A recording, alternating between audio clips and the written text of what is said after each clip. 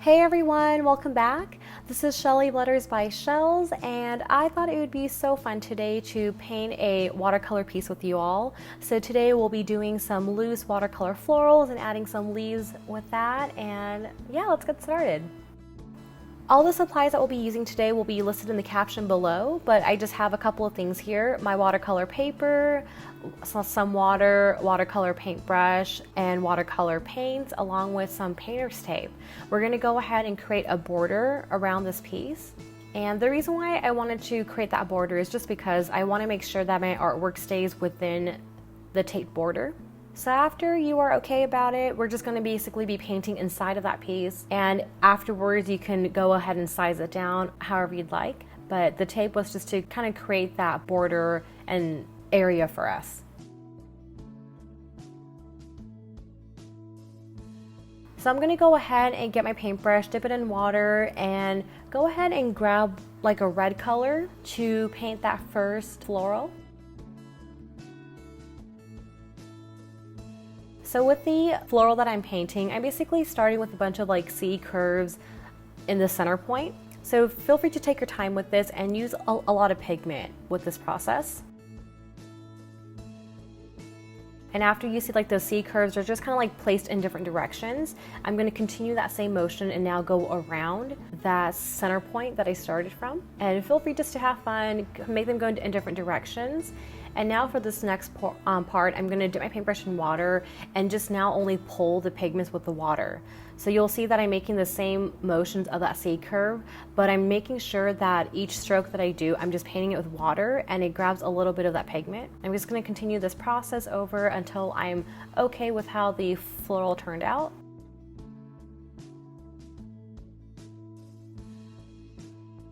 But the main thing to know for this portion is that the center point of the floral is going to be very pigmented, and the minute I am painting more petals around that floral, it's going to just be used water only. And after you are okay with it, you can feel free just to grab more pigment and drop it into certain sections if you feel like it needs to be more pigmented.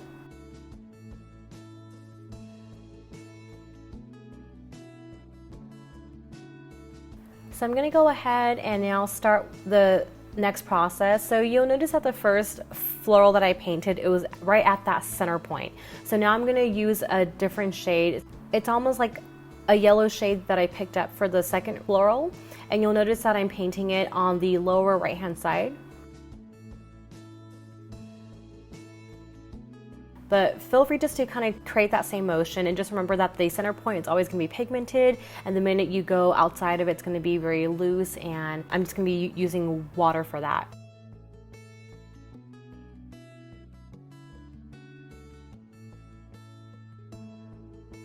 And now for the last floral that I'll be painting, I went ahead and decided to paint it at the upper left-hand side, right above the first floral that we painted.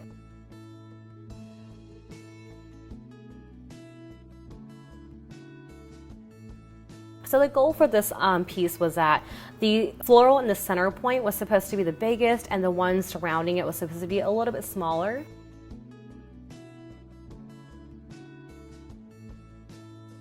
So now for the next portion, I'm going to go ahead and just choose a darker shade of green and just start drawing some petals around the roses. So I do have a tutorial where I show you all how to paint a loose leaf. But for this one, I decided to add some leaves around the floral piece that I'm painting. I'll be adding it on the right hand side first, and then again on the left hand side, just kind of keeping that same pattern.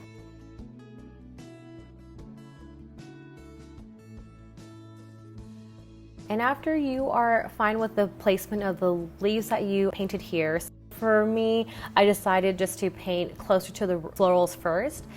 And then now I'm going to go ahead and use like a purplish color and start painting some other florals around this piece. So with this first one, I'm just basically using a cluster of like small dots clumped together. And basically it's so important just to have some like white space in between those dots as well. And if you do feel like it's just too much pigment, feel free just to get some water and just like add some dots, just adding water only.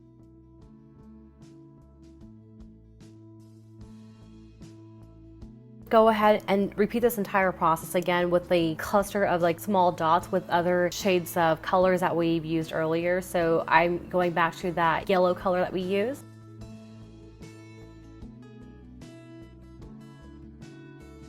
And now I'm gonna go ahead and add some blue because I feel like it needed that nice pop of color.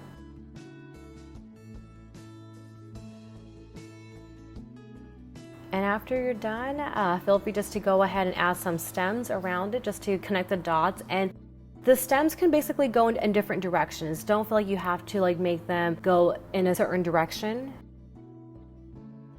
And I'm going to continue the process of just painting more leaves around these florals as well.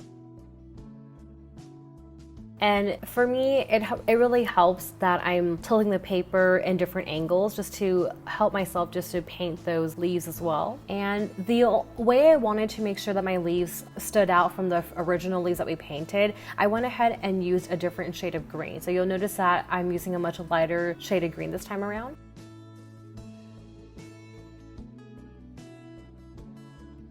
And I'm just basically continuing that same process and just painting some more leaves just around the page just to fill in that negative space.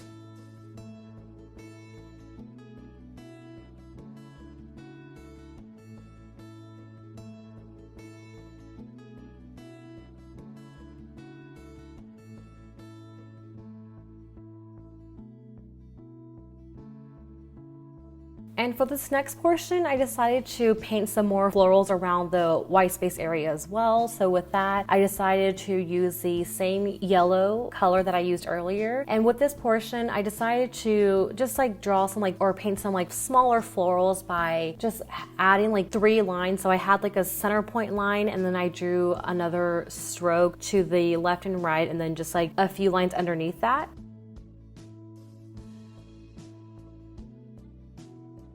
The important part is that you are adding some white space in between these strokes, so that way it looks and it gives the illusion of a floral.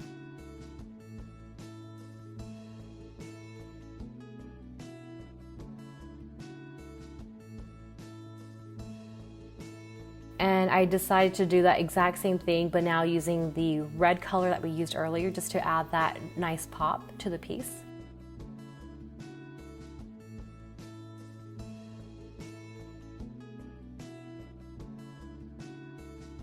So for the last part, I decided just to go around the piece and just paint some more leaves around it, and just not being afraid just to overlap and paint on top of the other florals as well. I wanted to really fill up the negative space that you see there.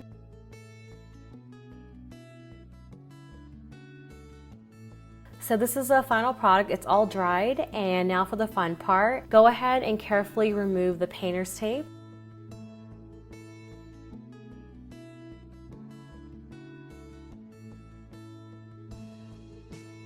So there you have it. This is the final piece. I hope you enjoyed this tutorial. If you did, give it a thumbs up and comment below if you have any questions. And yeah, thank you so much for your love and support. I'll see you all in the next video. Bye.